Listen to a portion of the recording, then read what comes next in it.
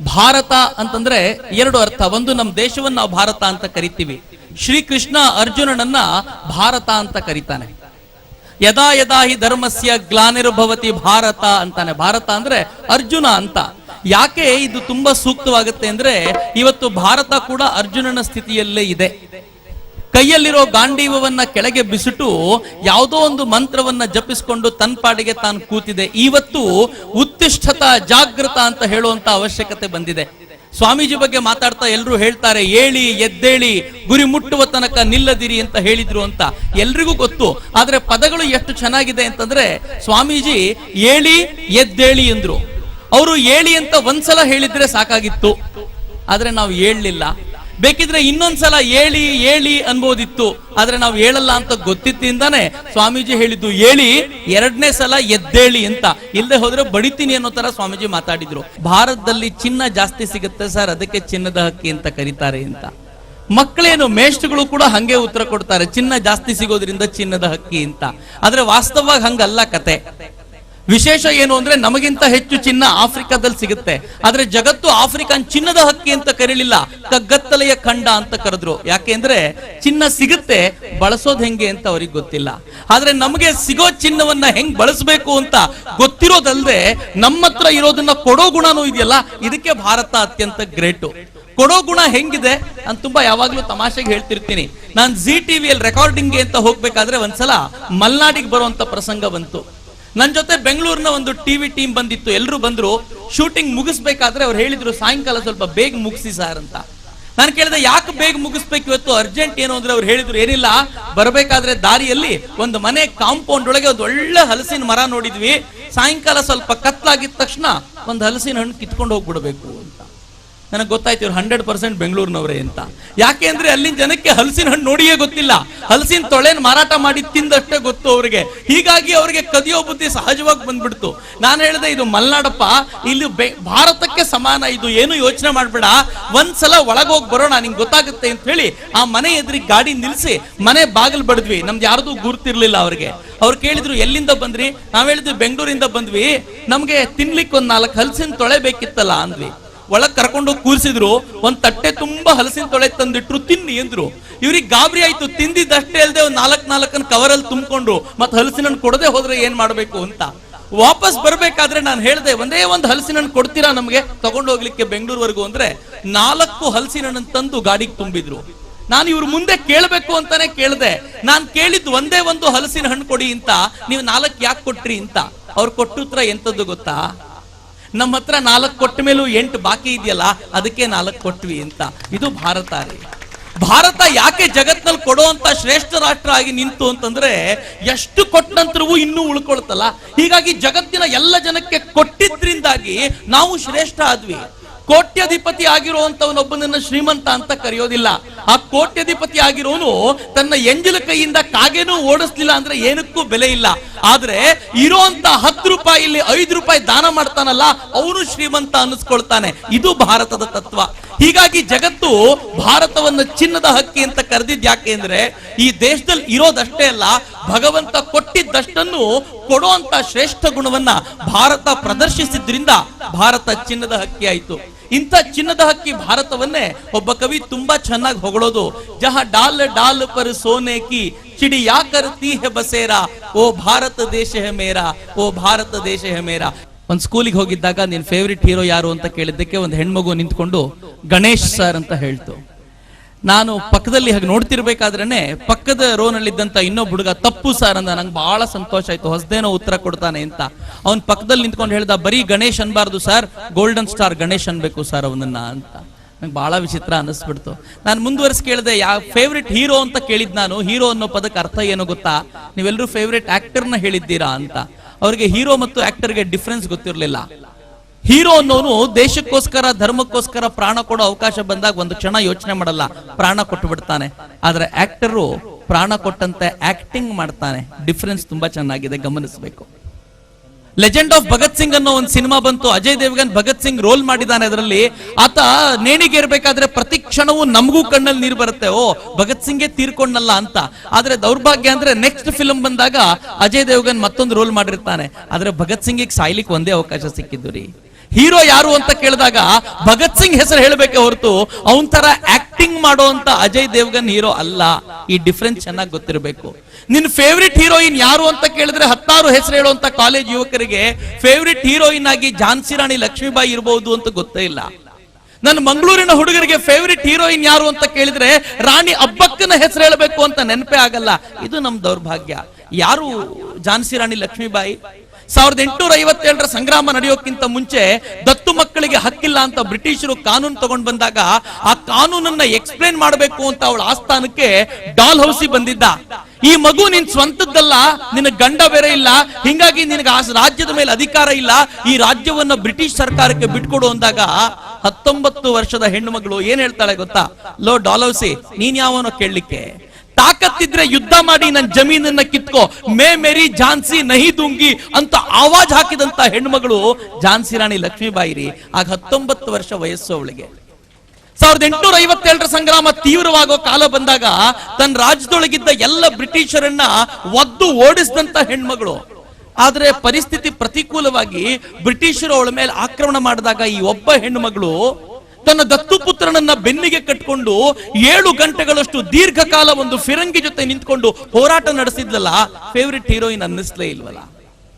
ಅವಳ ಮೇಲಿನ ಆಕ್ರಮಣ ತೀವ್ರವಾದಾಗ ಈ ಹೆಣ್ಮಗಳು, ನಮ್ಮ ಹೆಣ್ಮಕ್ಳು ಹುಡುಗಾಟ ಕೂಡ ಇನ್ನು ಮುಗ್ದಿರಲ್ಲ ಆ ವಯಸ್ಸಿನಲ್ಲಿ, ತನ್ನ ದತ್ತು ಪುತ್ರನನ್ನ ಬೆನ್ನಿಗೆ ಕಟ್ಕೊಂಡು 20 ಅಡಿ ಎತ್ತರದಿಂದ ಮೇಲಿಂದ ಕೆಳಕ್ಕೆ ಧುಮುಕಿದ್ಲು. ಬ್ರಿಟಿಷರ ನಡುವೆ ನಟ್ಟ ನಡುವೆ ವೇಗವಾಗಿ ಹಾದು ಹೋದ್ಲು. ಆಕೆ ಹಾದು ಹೋದ ಧೂಳಿನಲ್ಲಿ ಬ್ರಿಟಿಷರು ಕಣ್ಣು ಉಜ್ಕೊಂಡು ಬಿಡೋದ್ರ ಒಳಗೆ ಝಾನ್ಸಿ ರಾಣಿ ಲಕ್ಷ್ಮೀಬಾಯಿ ಮಾಯ ಆಗಿ ಹೋಗಿದ್ಲು. ಒಬ್ಬ ಬೋಕರನ್ನು ಬ್ರಿಟಿಷ್ ಅಧಿಕಾರಿ ಅಷ್ಟೇ ವೇಗವಾಗಿ ಅವಳು ನಟ್ಟಿಸ್ಕೊಂಡು ಹೋದ. ಸಂಜೆವರೆಗಿನ ಪ್ರಯಾಣ ಇರಬಹುದು. 1 ನಿಮಿಷ ಯೋಚನೆ ಮಾಡಿ, ದತ್ತಿಗೊಬ್ಬ ದತ್ತು, ಹಿಂದೆ ಒಬ್ಬ ಪುತ್ರ, ಕುದುರೆ ಮೇಲೆ ಒಂದು ಹೆಣ್ಣು ಮಗಳು, ಸುಮಾರು 12 ಗಂಟೆಗಳ ಕಾಲ ಯಾತ್ರೆ ಮಾಡಿದ್ರೆ ಎಷ್ಟು ಸುಸ್ತಾಗಿರ್ಬೋದು. ಆ ಯಾತ್ರೆ ಮಾಡಿದಂತ ಹೆಣ್ಮಗಳು ಹಿಂದೆ ತಿರುಗಿ ನೋಡ್ತಾಳೆ, ತನ್ನಷ್ಟೇ ವೇಗವಾಗಿ ಒಬ್ಬ ಬ್ರಿಟಿಷ್ ಅಧಿಕಾರಿ ಬರ್ತಿದ್ದಾನೆ. ಏನ್ ಮಾಡ್ಬೇಕು ಅಂತ ಗೊತ್ತಾಗ್ಲಿಲ್ಲ ಅವಳಿಗೆ. ಕೂಡ್ಲೆ ತನ್ನ ಕುದುರೆಯ ಲಗಾಮನ್ನ ಎಳೆದ್ಲು, ತನ್ನ 2 ಕಾಲಗಳಿಂದ ಕುದುರೆಯ ಹೊಟ್ಟೆನ್ ತಿವಿದ್ಲು. ಕುದುರೆ ಕ್ಷಣ ಮಾತ್ರದಲ್ಲಿ ನಿಂತು ಬಿಡ್ತು. ಆ ಕುದುರೆ ನಿಂತು ಕೂಡ್ಲೆ ತನ್ನ ಹೊರೆಯಲ್ಲಿದ್ದ ಕತ್ತಿನ ತೆಗೆದು ಗಾಳಿಲಿ ಹಿಡ್ಕೊಂಡ್ಲು. ಅವಳಿಗೆ ಚೆನ್ನಾಗಿ ಗೊತ್ತಿತ್ತು ತನ್ನ ಹಿಂದೆ ಬರ್ತಾ ಇರುವಂತ ಬೋಕರ್ಗೆ ತನ್ನಷ್ಟೇ ವೇಗವಾಗಿ ಕುದುರೆ ಓಡಿಸೋದು ಗೊತ್ತು, ಆದ್ರೆ ತನ್ನಷ್ಟು ವೇಗವಾಗಿ ಕುದುರೆ ನಿಲ್ಲಿಸ್ಲಿಕ್ಕೆ ಬರಲ್ಲ ಅಂತ. ಬೋಕರ್ ವೇಗವಾಗಿ ಬಂದ, ಇವಳು ನಿಲ್ಸಿದ್ ನೋಡಿ ಇವಳು ಸ್ಟ್ರಾಟಜಿ ಏನು ಅಂತ ಗೊತ್ತಾಗ್ಲಿಲ್ಲ. ತನ್ನ ಕುದುರೆ ಲಗಾಮನ್ ಎಳ್ದ, ಒದ್ದ, ಏನ್ ಮಾಡಿದ್ರು ಕುದುರೆ ನಿಂತ್ಕೊಳ್ಳಿಲ್ಲ. ಅವಳು ಕುದುರೆ ವೇಗವಾಗಿ ಹೋಯ್ತು. ಪರಿಣಾಮ ರಾಣಿ ಲಕ್ಷ್ಮೀಬಾಯಿ ಬೀಸಿದ್ದ ಕತ್ತಿಗೆ ಅವನ್ ಕತ್ತು ಕತ್ತರಿಸಿ ನೆಲದ ಮೇಲೆ ಬಿತ್ತು. ಅದು ರಾಣಿ ಲಕ್ಷ್ಮೀಬಾಯಿ. ಮುಂದೆ 3 ತಿಂಗಳುಗಳ ಕಾಲ ತಾತ್ಯಾ ಟೋಪೆ ಜೊತೆ ಸೇರಿ, ನಾನಾ ಸಾಹೇಬನ್ ಜೊತೆ ಸೇರಿ ಬ್ರಿಟಿಷರ ವಿರುದ್ಧ ಕದನದಲ್ಲಿ ಕಾದಾಡಿದ್ಲು ಆ ಹೆಣ್ಣುಮಗಳು. ಆದ್ರೂ ಅಲ್ಲೂ ಬ್ರಿಟಿಷರ ಕೈ ಮೇಲಾಗೋ ಹಂತ ಬಂದಾಗ ತಾನು ತನ್ನ ಸೈನಿಕರ ಜೊತೆ ತಪ್ಪಿಸ್ಕೊಂಡು ಹೋದ್ಲು. ಆದ್ರೆ 7 ಜನ ಸೈನಿಕರು ಬಿಡ್ಲಿಲ್ಲ. ಬ್ರಿಟಿಷ್ ಸೈನಿಕರು ಅವಳನ್ನೊಂದು ಪ್ರತ್ಯೇಕ ದಿಕ್ಕಿಗೆ ಕರ್ಕೊಂಡು ಹೋದ್ರು. ಕುದುರೆ ವೇಗವಾಗಿ ಹೋಯ್ತು. ಆದ್ರೆ ಒಂದು ಕೆರೆ ನೋಡಿದ ತಕ್ಷಣ ಕುದುರೆಗೆ ಏನ್ ಮಾಡ್ಬೇಕು ಅಂತ ಗೊತ್ತಾಗದೆ ಗಿರಿಗಿಟ್ಲೆ ಹೊಡಿತಾ ನಿಲ್ತು. ಅಷ್ಟೊತ್ತಿಗೆ ಹಿಂದಿಂದ ಬಂದ ಒಬ್ಬ ಸೈನಿಕ ತನ್ನ ಕತ್ತಿನ ಬೀಸ್ದ. ಆ ಕತ್ತಿ ಬಂದು ರಾಣಿ ಲಕ್ಷ್ಮೀಬಾಯಿ ಕಪೋಲವನ್ನ ಹರಿದಾಕ್ತು. ಬಲ ಕಣ್ಗುಡ್ಡೆ ಹೊರಗೆ ಬಂದ್ಬಿಡ್ತು. ಇನ್ನೊಂದು ಕತ್ತಿ ಆಕೆ ಎದೆ ಮೇಲೆ ಬಿತ್ತು. ರಕ್ತ ಚಿಳ್ ಅಂತ ಚಿಮ್ತು. ಮತ್ತೊಂದು ಕತ್ತಿ ಆಕೆ ಕತ್ ಮೇಲೆ, ಇನ್ನೇನ್ ಕತ್ತರಿಸಿ ನೆಲದ ಮೇಲೆ ಬೀಳ್ಬೇಕು. ಆದ್ರೆ ಆ ತಾಯಿ ಭಾರತದವಳ್ರಿ, ಹಂಗ್ ಸುಮ್ನೆ ಸಾಯುವಂತ ಹೆಣ್ಮಗಳಲ್ಲ. ತನ್ನ ಕತ್ತಿನ ತೆಕ್ಕೊಂಡು 7 ಜನ ಬ್ರಿಟಿಷ್ ಸೈನಿಕರನ್ನ ನೆಲದ ಮೇಲೆ ಉರುಳಿಸಿ ತಾನು ನೆಲದ ಮೇಲೆ ಬಿದ್ಲು. ಆಕೆ ನೆತ್ಕೊಳ್ಳಿಕ್ಕೆ ಅವಳು ಸೈನಿಕ ಓಡ್ ಬಂದ. ಅಮ್ಮ ವೈದ್ಯರ ಹತ್ರ ಹೋಗೋಣ ಅಂತ ಕೇಳಿದ್ರೆ ಹೇಳ್ತಾಳೆ, ಇಲ್ಲ ಇದು ನನ್ನ ಕೊನೆ ಉಸಿರು, ನಂದು ಒಂದೇ ಒಂದು ಆಸೆ, ಜೀವನದ ಕೊನೆ ಆಸೆ. ನನ್ನ ಅಂತ್ಯ ಸಂಸ್ಕಾರ ಮಾಡೋದೇ ಇದ್ರೆ ಯಾವ ಭೂಭಾಗದ ಮೇಲೆ ಇನ್ನೂ ಬ್ರಿಟಿಷರು ಆಧಿಪತ್ಯ ಸ್ಥಾಪಿಸಿಲ್ವೋ ಅಂತ ಭೂಭಾಗದಲ್ಲಿ ಅಂತ್ಯ ಸಂಸ್ಕಾರ ಮಾಡಿ, ಅಪ್ಪಿತಪ್ಪಿ ಬ್ರಿಟಿಷರ ವಶದಲ್ಲಿರೋ ಭಾಗದಲ್ಲಿ ಅಂತ್ಯ ಸಂಸ್ಕಾರ ಮಾಡಬೇಡಿ, ನನ್ನ ಆತ್ಮಕ್ಕೆ ಶಾಂತಿ ಸಿಗೋಲ್ಲ ಅಂತ ಹೇಳ್ತಾ ಪ್ರಾಣ ಬಿಟ್ಟ ಮಹಾತಾಯಿ ರಾಣಿ ಲಕ್ಷ್ಮೀಬಾಯಿ. ನಿನ್ನ ಫೇವ್ರೆಟ್ ಹೀರೋಯಿನ್ ಯಾರು ಅಂತ ಕೇಳಿದ್ರೆ ರಾಣಿ ಲಕ್ಷ್ಮೀಬಾಯಿ ಹೆಸರೇನು ಹೇಳೋ ಒಬ್ಬ ಹುಡುಗನ್ ತೋರಿಸ್ಬಿಡ್ರಿ. ಏನ್ ದೌರ್ಭಾಗ್ಯ ಈ ದೇಶದ್ದು. ಹೇಗೆ ರಾಣಿ ಲಕ್ಷ್ಮೀಬಾಯಿ ಅಲ್ಲಿದ್ಲು, ಹಾಗೆ ಕಿತ್ತೂರು ಚೆನ್ನಮ್ಮ ದಕ್ಷಿಣಕ್ಕಿದ್ಲು. ಇತ್ತೀಚೆಗೆ ಒಬ್ಬ ಇತಿಹಾಸಕಾರ ಸ್ವಲ್ಪ ಗಮನಿಸಿ ನೋಡಿದರೆ ಗೊತ್ತಾಗುತ್ತೆ ದೇಶವನ್ನು ಹೆಂಗ್ ಹಾಳು ಮಾಡ್ತಾರೆ ಅಂತ. ಶೆಟ್ಟರ್ ಅನ್ನುವಂತ ಒಬ್ಬ ಇತಿಹಾಸಕಾರ ಹುಬ್ಬಳ್ಳಿಯಲ್ಲಿ ಅಪ್ಪಣೆ ಕೊಡಿಸಿದ್ರು, ರಾಣಿ ಲಕ್ಷ್ಮೀಬಾಯಿ ಕಿತ್ತೂರು ಚೆನ್ನಮ್ಮ ಅಂತ ಹೋರಾಟಗಾರ್ತಿ ಇರ್ಲೇ ಇರ್ಲಿಲ್ಲ, ಆಕೆ ಒಬ್ಬ ಸಾಮಾನ್ಯ ಹೆಣ್ಮಗಳು, ಆಕೆ ಹೋರಾಟಗಾರ್ತಿಯ ಮಟ್ಟಕ್ಕೆ ಎಲ್ಲರೂ ಸೇರಿ ಏರಿಸ್ಬಿಟ್ಟಿದ್ದಾರೆ, ಇತಿಹಾಸಕ್ಕೆ ಅಪಚಾರ ಮಾಡಿಬಿಟ್ಟಿದ್ದಾರೆ ಅಂತ. ಇದೇ ಶೆಟ್ಟರ್ 5 ವರ್ಷಗಳ ಹಿಂದೆ ಹೇಳಿದ್ರು, ನಮ್ಮ ಮಕ್ಕಳಿಗೆ ಪಠ್ಯ ಪುಸ್ತಕದಲ್ಲಿ ಭಗತ್ ಸಿಂಗ್, ಚಂದ್ರಶೇಖರ್ ಆಜಾದ್ ಪಾಠ ಹಾಕಿದ್ರೆ ಮಕ್ಕಳ ತಲೆಗೆ ಹೊರೆ ಆಗುತ್ತೆ, ದಯವಿಟ್ಟು ಅಂತ ಪಾಠ ಹಾಕಬೇಡಿ ಅಂತ. ಏನ್ ದೌರ್ಭಾಗ್ಯ ಈ ದೇಶದ್ದು. ಯಾರು ಈ ದೇಶಕ್ಕೋಸ್ಕರ ಪ್ರಾಣ ಕೊಟ್ಟರೋ ಅಂತ ವಿಚಾರ ಹೇಳ್ಬಾರ್ದು. ನಮ್ಮ ಮಕ್ಕಳಿಗೆ ಒನಕೆ ಓಬವ್ವ ಯಾರು ಅಂತ ಗೊತ್ತಿಲ್ಲ, ಪುಸ್ತಕದಲ್ಲಿ ಓದಿದ್ದಕ್ಕೆ ಫಿಲ್ಮ್ ಅಲ್ಲಿ ನೋಡಿದ್ದಕ್ಕೆ ಗೊತ್ತಿದೆ ಹೊರತು ಉಳಿದ ಹೋದ್ರೆ ಒನಕೆ ಓಬವ್ವ ಅಂದ್ರೆ ಯಾರು ಅಂತ ಗೊತ್ತಿರಲಿಲ್ಲ. ಎಷ್ಟು ಭಿನ್ನತೆಗಳು ನಮ್ಮಲ್ಲಿ ಅಂತಂದ್ರೆ ನಮ್ಮನ್ನು ಒಡಿಲಿಕ್ಕೆ ನೂರಾರು ಮಾರ್ಗಗಳು. ನಮ್ಮನ್ನು ಒಡಿಬೇಕು ಅಂತಂದ್ರೆ ಒಂದು ನದಿ ಸಾಕು, ನಮ್ಮನ್ನು ಒಡಿಲಿಕ್ಕೆ ಒಂದು ಅಣೆಕಟ್ಟು ಸಾಕು, ನಮ್ಮನ್ನು ಒಡಿಲಿಕ್ಕೆ ಒಂದು ಗಡಿ ಸಾಕು. ಆದ್ರೆ ನಮ್ಮನ್ನು ಒಟ್ಟು ಮಾಡ್ಲಿಕ್ಕೆ ಒಂದು ಮಹಾನ್ ಚಿಂತನೆ ಬೇಕು, ರಾಷ್ಟ್ರ ಚಿಂತನೆ ಬೇಕು. ಅಲೆಕ್ಸಾಂಡರ್ ದಿ ಗ್ರೇಟ್ ಅಂತ ಕರೀತಾರೆ. ಅಲೆಕ್ಸಾಂಡರ್ ದಿ ಗ್ರೇಟ್ ಯಾಕೆ ಅಂತಂದ್ರೆ ಅವನು ಜಗತ್ತನ್ನು ಗೆದ್ದ ಅಂತ ಹೇಳ್ತಾರೆ. ಆದ್ರೆ ಮಜಾ ಏನು ಗೊತ್ತಾ, ನಾನು ಭಾರತೀಯನಾಗಿ ಎದೆ ತಟ್ಕೊಂಡು ಹೇಳ್ತೀನಿ, ಅಲೆಕ್ಸಾಂಡರ್ ದಿ ಗ್ರೇಟ್ ಜಗತ್ತನ್ನು ಗೆದ್ದ ಬ್ರಾಕೆಟ್ ಅಲ್ಲಿ ಹಾಕ್ಬಿಟ್ಟು ಅದ್ರಲ್ಲಿ ಬರಿಬೇಕು ಭಾರತವನ್ನ ಬಿಟ್ಟು ಅಂತ. ಯಾಕೆಂದ್ರೆ ಅಲೆಕ್ಸಾಂಡರ್ನ ಜಗತ್ನಲ್ಲಿ ಭಾರತನೇ ಇರ್ಲಿಲ್ಲ ರೀ. ಭಾರತ ಇಲ್ಲದೆ ಇರುವಂತ ಪುಟ್ಟ ಜಗತ್ತಿನ ಒಡೆಯವನಾಗ್ಬಿಟ್ಟಿದ್ದ. ಯಾಕೆಂದ್ರೆ ಭಾರತಕ್ಕೆ ಬಂದು ಸೋತೋಗಿದ್ನಲ್ಲ ಅಲೆಕ್ಸಾಂಡರು. ಹಂಗಂದ್ರೆ ನಮ್ ಬಹಳ ಜನರಿಗೆ ಅಚ್ಚರಿ ಆಗುತ್ತೆ ಯಾವಾಗ ಸೋತಿದ್ದ ಅಂತ. ಅಲೆಕ್ಸಾಂಡರ್ ತನ್ನ 30,000 ಸೈನಿಕರನ್ನ ಕರ್ಕೊಂಡು ಭಾರತದ ಮೇಲೆ ಆಕ್ರಮಣ ಮಾಡ್ದ. ಗಡಿ ಭಾಗದಲ್ಲಿರೋ ಒಂದೆರಡು ಚಿಕ್ಕ ಚಿಕ್ಕ ರಾಜ್ಯ ವಶಪಡಿಸ್ಕೊಂಡ. ಆನಂತರ ಅವನಿಗೆ ಎದುರಾಗಿದ್ದು ಇನ್ನೊಂದು ಚಿಕ್ಕ ರಾಜ್ಯ, ಅಶ್ವಕರು ಅಂತ ಕರೀತಾರ ಆ ರಾಜ್ಯವನ್ನ. ಬಹುಶಃ ಪೊಳಲಿಯ 2ರಷ್ಟು ಇದ್ದಿರ್ಬೋದು ಅಷ್ಟೇ. ಇಷ್ಟು ಚಿಕ್ಕ ರಾಜ್ಯದ ಮೇಲೆ ಅಲೆಕ್ಸಾಂಡರ್ ಆಕ್ರಮಣ ಮಾಡಿದ. 10,000 ಸೈನಿಕರು ಆ ಅಶ್ವಕರ ರಾಜ್ಯದಲ್ಲಿದ್ರು. ಯುದ್ಧ ಶುರುವಾಯ್ತು. ಮೊದಲನೇ ದಿನಾನೇ ಅಲೆಕ್ಸಾಂಡರ್ ಕಾಲ್ ಮುರ್ಕೊಂಡು ಬಂದು ಡೇರೆಲ್ ಬಿದ್ದ.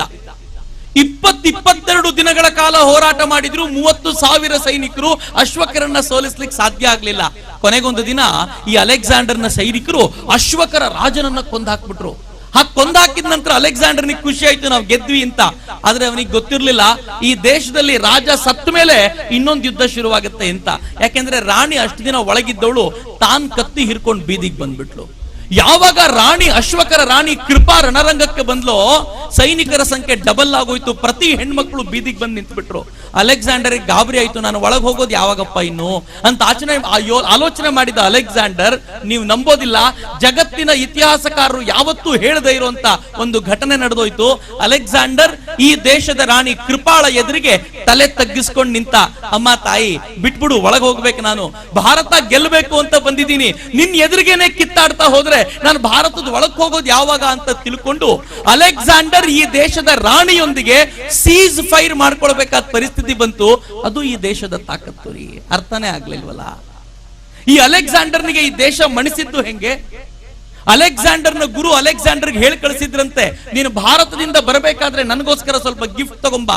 ಏನ್ ಕೇಳಿದ್ರಂತೆ ಗೊತ್ತಾ? ಭಾರತದ ಮಣ್ಣನ್ನು ತಗೊಂಡ್ಬಾ, ಭಾರತದ ನೀರನ್ನು ತಗೊಂಡ್ಬಾ, ಒಂದು ಕೊಳಲನ್ನು ತಗೊಂಡ್ಬಾ, ಹಾಗೆ ಸಾಧ್ಯವಾದ್ರೆ ವೇದವನ್ನ ತಿಳ್ಕೊಂಡು ತಪಸ್ ಮಾಡ್ತಾ ಇರುವಂತ ಒಬ್ಬ ಋಷಿಯನ್ನ ಕರ್ಕೊಂಡ್ಬಾ ಅಂತ. ಅಲೆಕ್ಸಾಂಡರ್ಗೆ ಅನುಮಾನ ಆಯ್ತು, ನನ್ನ ಗುರುಗಳು ಏನೆಲ್ಲ ಕೇಳ್ತಾರಪ್ಪ, ಮಣ್ಣು ಕೇಳ್ತಾರೆ, ನೀರ್ ಕೇಳ್ತಾರೆ, ಬಾಂಬು ಪೀಸ್ ಕೇಳ್ತಾರೆ, ಕೊನೆಗೆ ಯಾವ್ದೋ ಒಬ್ಬ ಮನುಷ್ಯನ ಹಿಡ್ಕೊಂಬ ಅಂತಾರೆ. ನನ್ನ ತೋಳಿನ ಮೇಲೆ ನಂಬಿಕೆನೇ ಇಲ್ಲಲ್ಲ ನಮ್ ಗುರುಗಳಿಗೆ ಅಂತ ಮಣ್ಣು ಕೊಳಲು ಎಲ್ಲ ಸಂಗ್ರಹಿಸಿದ. ಕೊನೆಗೆ ನದಿ ತೀರದಲ್ಲಿ ನಿಂತ್ಕೊಂಡಿದ್ದ ಒಬ್ಬ ಋಷಿನ ಕರ್ಕೊಂಡು ಹೋಗ್ಬೇಕು ಅಂತ ಬಂದಂತೆ. ಒಂಟಿ ಕಾಲಲ್ಲಿ ತಪಸ್ ಮಾಡ್ತಾ ಇದ್ದ ಋಷಿ, ಕುದುರೆ ಮೇಲಿದ್ದ ಅಲೆಕ್ಸಾಂಡರ್ ಋಷಿ ನನ್ ಜೊತೆ ಬಾ ನನ್ನ ದೇಶಕ್ಕೆ ಅಂತ ಕರೆದಾಗ ಆ ಋಷಿ ಹೇಳ್ತಾ ನಾನು ಬರೋದಿಲ್ಲ, ಹೋಗು ಅಂತ. ಅದಕ್ಕೆ ಅಲೆಕ್ಸಾಂಡರ್ ಹೇಳಿದ್ನಂತೆ, ನೀನ್ ಜಗತ್ತಿನ ದೊಡ್ಡ ಸಾಮ್ರಾಟನೊಂದಿಗೆ ಮಾತಾಡ್ತಾ ಇದೀಯ, ನೆನ್ಪಿರ್ಲಿ. ಆ ಋಷಿ ಏನ್ ಹೇಳಿದ್ನಂತೆ ಗೊತ್ತಾ? ನಿನ್ನ ಸಾಮ್ರಾಜ್ಯಕ್ಕೆ ಕವಡೆ ಕಿಮ್ಮತ್ತು ಇಲ್ಲ, ಇಂಥ ಸಾಮ್ರಾಜ್ಯನ ಕಟ್ಕೊಂಡು ನಾನೇನ್ ಮಾಡ್ಲಿ ಎಂದ ಋಷಿ. ಅವನಿಗೆ ಆಶ್ಚರ್ಯ ಆಯ್ತು, ಕವಡೆ ಕಿಮ್ಮತ್ತಿಲ್ಲ ಅಂತೀಯಲ್ಲ, ನಾನು ಈ ಕ್ಷಣದಲ್ಲಿ ಕತ್ತಿಯಿಂದ ನೀನ್ ಕತ್ತನ್ನ ಕತ್ತರಿಸ್ತೀನಿ. ಋಷಿ ಹೇಳ್ತಾನೆ, ತುಂಬಾ ಒಳ್ಳೆ ಕೆಲಸ ಆಯ್ತು, ನೀನ್ ನನ್ ಕತ್ತನ್ ಕತ್ತರಿಸು, ನಾನು ಹೊರಗಡೆ ಬರ್ತೀನಿ, ಇಬ್ರು ಸೇರ್ ನೋಡೋಣ ಕತ್ತನ್ ಕತ್ತರಿಸೋ ಘಟನೆ ಹೆಂಗಿರುತ್ತೆ ಅಂತ. ನನಗೂ ಬಹಳ ಆಸೆ, ಬೇಗ ಕತ್ತನ್ ಕತ್ತರಿಸು ಅಂದ. ಅಲೆಕ್ಸಾಂಡರ್ ಗಾಬರಿ ಆಗೋಯ್ತಂತೆ. ಕೊನೆಗೆ ಅಲೆಕ್ಸಾಂಡರ್ ತನ್ನ ಸಾಮ್ರಾಜ್ಯದ ಬಗ್ಗೆ ಮಾತಾಡಿದಾಗ ಅವನ್ ಹೇಳ್ದ, ನಿನ್ನ ಸಾಮ್ರಾಜ್ಯ ತೃಣ ಸಮಾನ. ಅಲೆಕ್ಸಾಂಡರ್ ಗಾಬರಿ ಆಯ್ತು, ಅದ ಹೆಂಗೆ ತೃಣ ಸಮಾನ? ಅವನು ಹೇಳ್ತಾನೆ, ತುಂಬಾ ಸುಲಭ, ನೀನು ಮರಳುಗಾಡಲ್ಲಿ 1 ವಾರದ ಕಾಲ ಓಡಾಡ್ತಾ ಇದ್ಯಾ ಅಂತ ತಿಳ್ಕೊ, ತುಂಬಾ ಬಿಸಿಲು, 1 ವಾರದ ಕಾಲ ಒಂದು ಗುಟ್ಟಕ್ಕೂ ನೀರ್ ಸಿಗ್ಲಿಲ್ಲ ನಿನಗೆ. ಈಗ ನೀನು ಕುಡಿಲಿಕ್ಕೆ ಯಾರಾದ್ರೂ 1 ಗ್ಲಾಸ್ ನೀರ್ ತಂದು ಕೊಟ್ರೆ ಅವ್ರಿಗೆ ಏನ್ ಕೊಡ್ತೀಯ ನೀನು? ಅಲೆಕ್ಸಾಂಡರ್ ಹೇಳ್ತಾ, ನನ್ನ ಸಾಮ್ರಾಜ್ಯದ ಅರ್ಧ ಭಾಗ ಕೊಡ್ತೀನಿ ನಾನು. ಆಗ್ಲೂ ಅವ್ನು ಕೊಡ್ಲಿಲ್ಲ ಅಂತಂದ್ರೆ ನನ್ ಪೂರ್ತಿ ಸಾಮ್ರಾಜ್ಯ ಕೊಡ್ತೀನಿ 1 ಗ್ಲಾಸ್ ನೀರಿಗೋಸ್ಕರ. ಕೂಡ್ಲೆ ಋಷಿ ಚಪ್ಪಾಳೆ ತಟ್ಟ ಹೇಳಿದ್ರಂತೆ, ನೋಡ್ದ ನಿನ್ನ ಸಾಮ್ರಾಜ್ಯದ ಬೆಲೆ 1 ಲೋಟ ನೀರಷ್ಟೇ, ಇಂಥ ಸಾಮ್ರಾಜ್ಯ ಕಟ್ಕೊಂಡು ನಾನೇನ್ ಮಾಡ್ಲಿ ಅಂತ.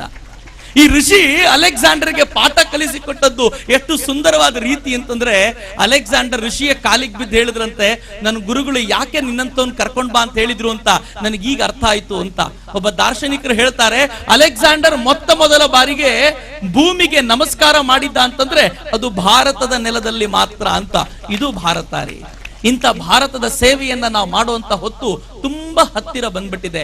ಇನ್ನೂ ಸುಮ್ಮನಿದ್ರೆ ಇನ್ ಭಾರತವನ್ನು ಉಳಿಸ್ಕೊಳ್ಳೋದು ಕಷ್ಟ ಅನ್ನುವಂತ ಕಾಲಘಟ್ಟ ಹತ್ತಿರಕ್ಕೆ ಬರ್ತಾ ಇದೆ. ಈ ದೇಶದಲ್ಲಿರುವಂತ ವಾತಾವರಣ ಜಗತ್ನಲ್ಲಿ ಎಲ್ಲೂ ಸಿಗಲ್ಲ.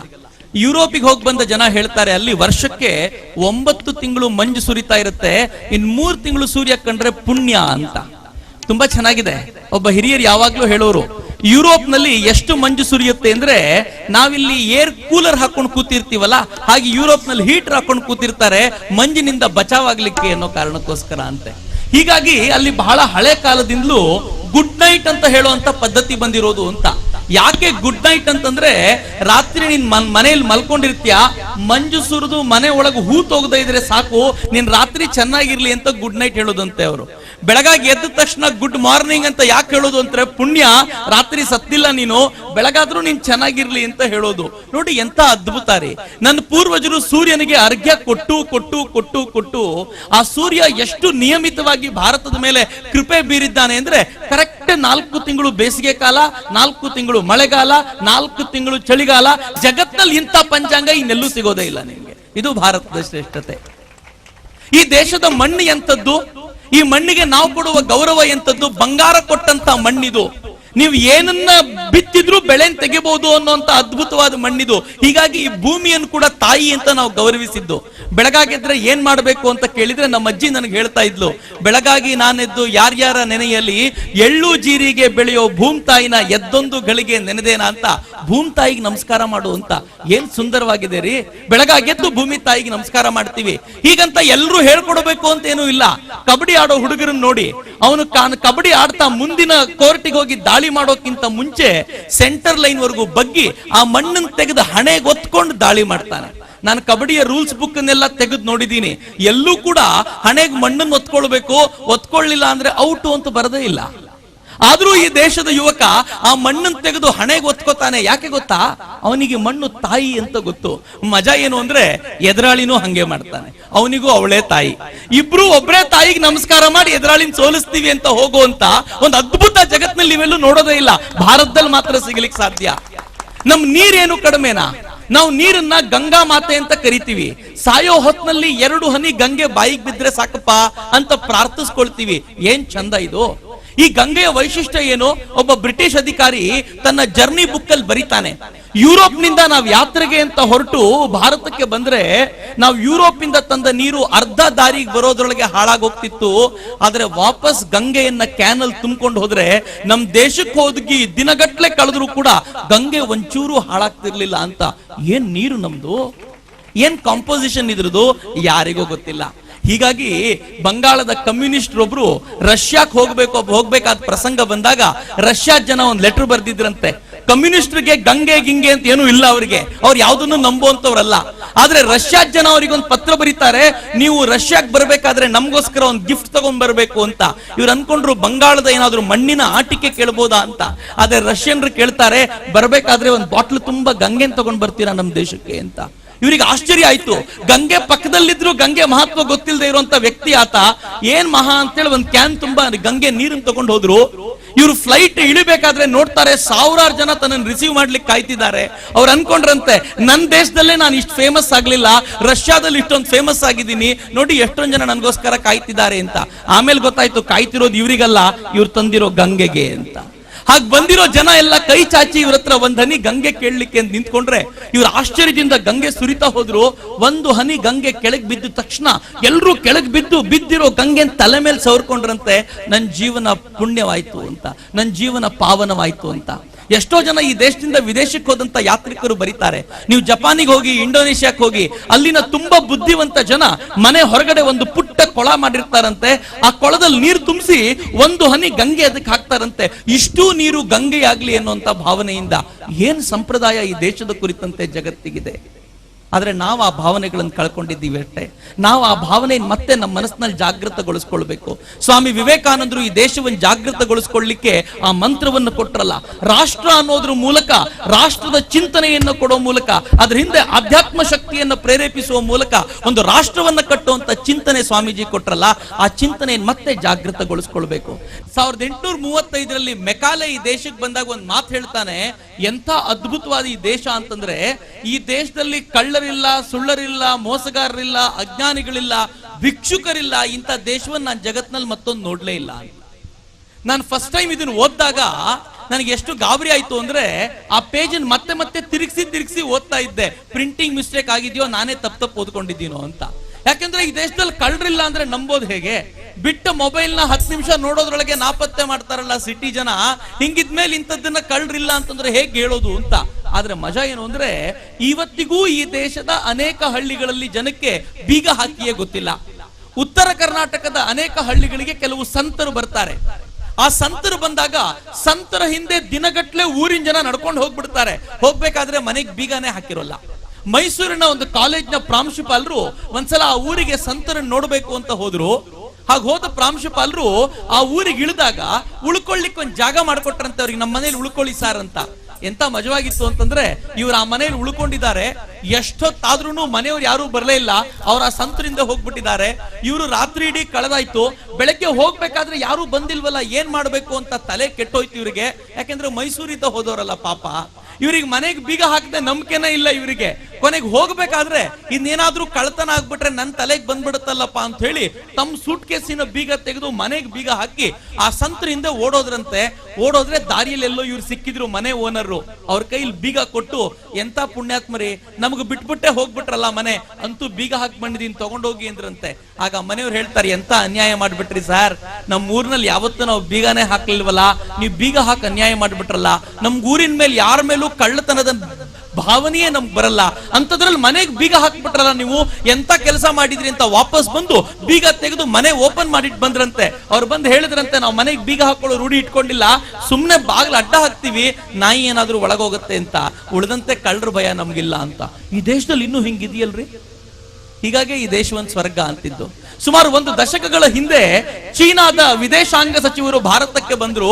ಭಾರತಕ್ಕೆ ಬಂದು ಒಂದು ಮಾತು ಹೇಳಿದ್ರು. ಪತ್ರಿಕೆಗಳೆಲ್ಲ ಆ ಮಾತು ಬಂತು. ಎಂತ ಅಚ್ಚರಿಯ ಮಾತು ಅಂದ್ರೆ, ಅವ್ರು ಹೇಳ್ತಾರೆ, ನನ್ನ ಭಾಷೆಯಲ್ಲಿ, ಚೈನೀಸ್ ಭಾಷೆಯಲ್ಲಿ ಸ್ವರ್ಗ ಅನ್ನೋದಕ್ಕೆ ನಾವು ಭಾರತ ಅಂತ ಕರಿತೀವಿ ಅಂತ. ಏನ್ ಅದ್ಭುತ ರೀ ಇದು. ಸ್ವರ್ಗವನ್ನ ಭಾರತ ಅಂತ ಚೀನಾದಲ್ಲಿ ಗುರುತಿಸ್ತಾರೆ.